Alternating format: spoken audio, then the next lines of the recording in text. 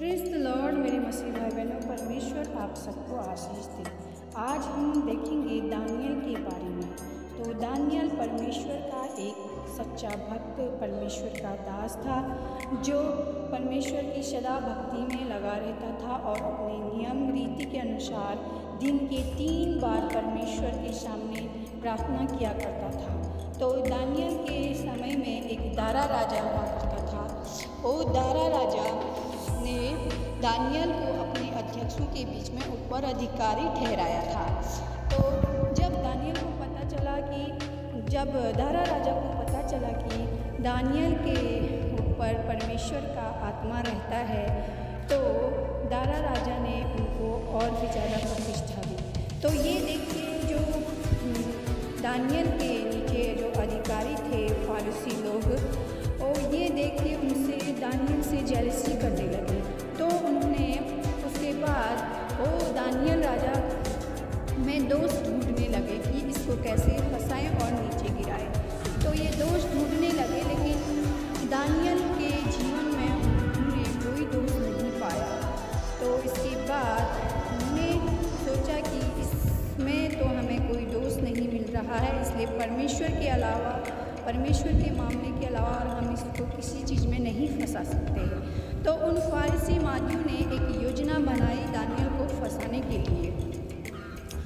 तो उन्होंने ऐसी योजना बनाई कि कहा कि दारा राजा को 3 महीने तक सिर्फ दारा राजा की ही पूजा विनती प्रार्थना करना है, इसके अलावा और किसी देवता या परमेश्वर के सामने नहीं झुकेगा। अगर झुकेगा तो उसे दंडित किया जाएगा। तो ये सुनकर दानियल बहुत ही दुखी हुआ और फिर भी उसने कुछ नहीं किया। फिर भी वो परमेश्वर के सामने ईमानदारी से अपनी भक्ति करते रहा। तो ये देख के वो लोग फारसी और मांदी लोग ये दोस्त पकड़ के राजा के पास गए और राजा ने दानियल उन्हें पकड़वाया और शेर की माद में बंद कर दिया। ये देखकर दानियल अब को सज़ा मिली है करके राजा बहुत दुखी हुआ और बचाना चाहता था, लेकिन वो नहीं बचा पाया और राजा ने उसे शेरों की माद में बंद करने का आज्ञा दे दी। तो क्या देखते हैं कि जब दूसरे दिन देखते हैं कि दानियल गड्ढे में होता है कि नहीं, वो पाँव फटते ही राजा दारा उसे देखने जाता है। उसके बाद राजा पूछता है कि हे दानियल, क्या तेरे परमेश्वर ने तुझे बचाया कि नहीं? ये देख के दानियल बोलता है, परमेश्वर ने मेरी सुन ली, मैं किसी बात में भी दोषी नहीं ठहराया गया, मैं पवित्र ठहरा, इसलिए परमेश्वर के एक स्वर्गदूत ने आकर रात भर शेरों का मुंह बंद करके रखा और मुझे बचाया। ये देखकर दारा राजा काफ़ी खुश हुआ और दानियल की कोई भी गलती दोष नहीं पाया। इस कारण दानियल को शेरों के मुंह से बाहर निकाला, मान से बाहर निकाला, और जिन जिन लोगों ने दानियल की चुगली खाई थी, बुराई की थी, फंसाने की कोशिश की थी, उन सबों को पकड़वाया गया, उनके परिवारों समेत उसी गड्ढे में डाल दिया गया था जिस गड्ढे में दानियल को डाला गया था। तो वो लोग गड्ढे में ही नहीं पहुंचे थे कि उनके परिवारों समेत उनको समेत शेरों ने झपट लिया उन पर और उनको मार डाला, चबा डाला। उसके बाद राजा ने दानियल को और भी प्रतिष्ठा दी और इस प्रकार दानियल की ये एक छोटी सी स्टोरी थी मेरे प्रियो।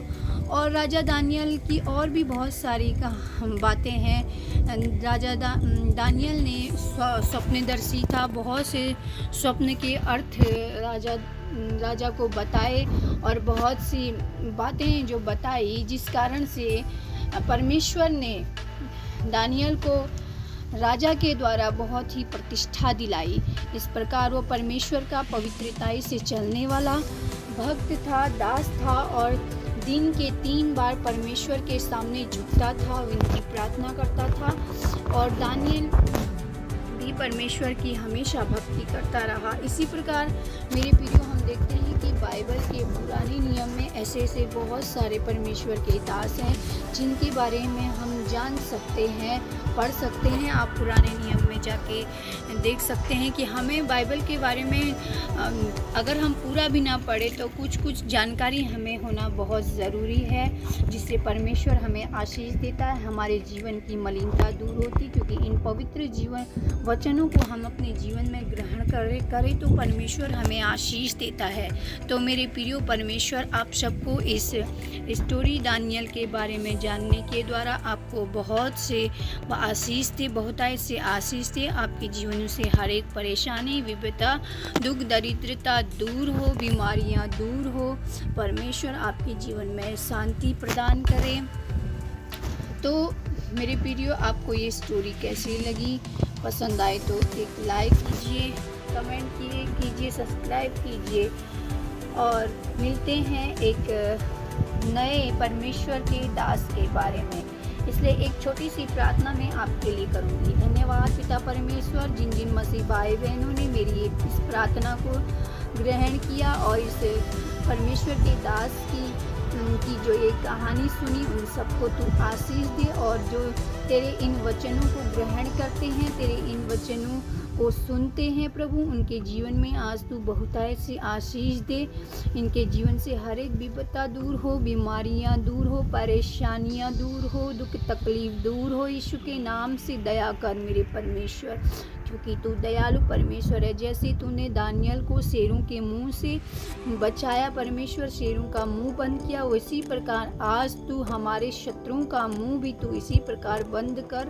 हमारे सारे जितने भी विपदा हैं, बीमारियां हैं, उन सारी बीमारियों का मुंह तू बंद कर प्रभु। दया कर परमेश्वर, दया कर प्रभु, यीशु के नाम से मांगती हूँ, आमीन। तो मिलते हैं अगले वीडियो में, तब तक के लिए